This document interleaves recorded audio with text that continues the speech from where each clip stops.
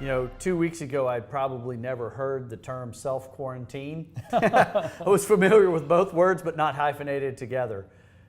If you were going to give advice to an employer around how do you help someone individually determine whether they should hold their hand up and say, hey, I need to self-quarantine myself, how do I make that decision?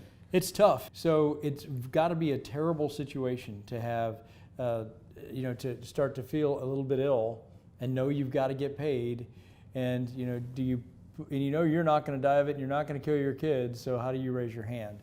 So I think this is where we see a lot of conversation right now about paid leave, conversations, vacations. What are your policies? And so employers should be thinking about their paid leave policy in a self-quarantine situation. Yeah, I think it's really important. I had lunch yesterday with a president of a manufacturing company, and she and I were talking through the issues like this.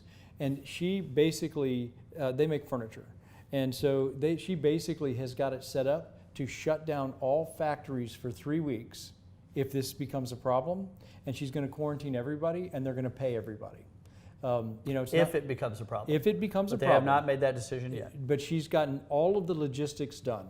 So if it comes to their area, the North Carolina and Dallas, if it comes to their area, then she's pulling the trigger.